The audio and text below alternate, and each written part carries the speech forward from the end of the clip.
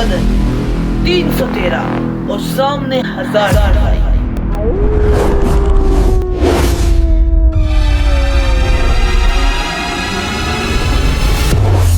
رمضان کا مہینہ تھا اور ریگستان کی ہوا تیز چل رہی تھی۔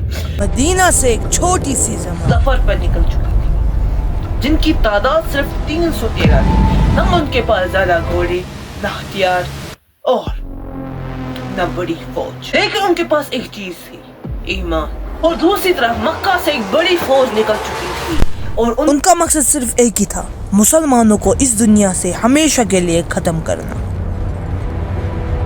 اور اس طرح شروع ہونے والی تھی اسلام کی پہلی اور سب سے عظیم جنگ گرگیر۔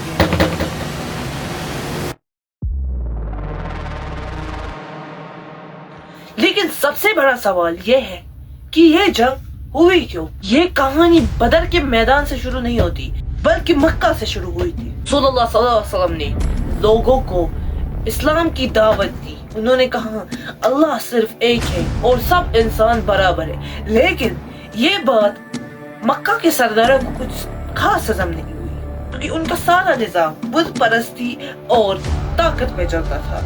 انہوں نے مسلمانوں پہ ظلم کرنا شروع کیا، مسلمانوں کو شہر سے نکال دیا اور مار دیا، بھوکا رکھا، یہ سب کرنا انہوں نے شروع کیا، اور یہاں تک کہ صحابہ کو گرم ریت پر لٹا کر عذاب دیا گیا۔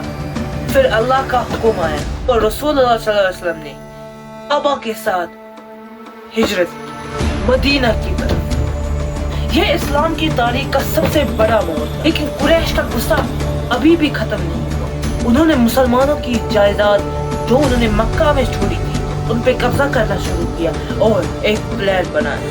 ایک بڑا تجارت کارواں شام سے واپس آ رہا تھا، مال سے بھرا ہوا۔ مسلمانوں نے سوچا اس کاروان کو روکا جا رہا کیونکہ وہ بدر کی طرف چل رہا۔ ان کا ارادہ نہیں حق واپس لے لیا، لیکن جب یہ بات قریش کو پتہ چلا تو انہوں نے بھیج دیے 1000 سپاہی۔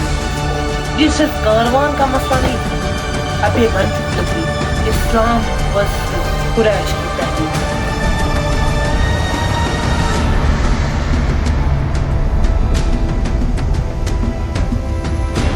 17 رمضان 2 ہجری بدر کا میدان، جہاں ریگستان کا کنواں تھا، اور آپ کو پتہ ہی ہے ریگستان میں کنواں کتنی بڑی نعمت ہے۔ اللہ صلی اللہ علیہ وسلم نے مشورہ دیا کہ فوج کو اسی کنویں کے پاس قیام کرے، اور پھر آئی جنگ سے پہلی باری رات، ایسا منظر جو تاریخ میں امر ہو گیا۔ اللہ صلی اللہ علیہ وسلم نے رات بھر دعا کی، شدت سے دعا کی، ان کی چادر مبارک کندھے سے گر گئی اور وہ کہہ رہے تھے کہ یا اللہ اگر آج یہ چھوٹی سی جماعت ختم ہو گئی تو تیرا نام لینے والا زمین میں تیرا نام لینے والا کوئی نہیں رہے گا۔ توکل۔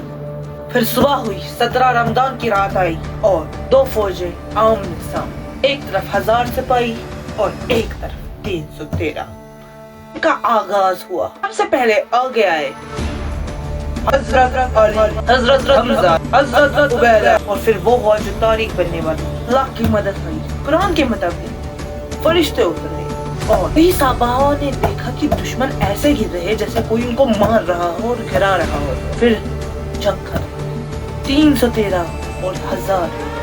جیت کس کی ہوئی؟ مسلمانوں کی یا قریشوں؟ قریش کے 70 سپاہیوں کو مار دیا گیا اور 70 کو قید کیا گیا۔ صرف ایک جیت نہیں تھی، یہ اسلام کی تاریخ بدلنے والی تھی۔ تاریخ بدلنے والا کے بعد پورے عرب کو پتہ چلا کہ مدینہ میں ایک نئی طاقت ابھر چکی ہے۔ آج بھی 17 رمضان ہمیں یہ سکھاتا ہے کہ جب انسان اللہ پہ پورا بھروسہ رکھے، پورا یقین کرے تو 313 1000 کو ہرا سکتا ہے۔ اگر تم چاہتے ہو کہ ایسی پاورفل کہانیاں تمہیں بتائی جائے تو سبسکرائب کرو اس چینل کو۔ اگلی ویڈیو میں ہم بتانے والے ہیں اسلام کی سب سے بہادر سپاہی کے بارے میں، اس لیے سبسکرائب۔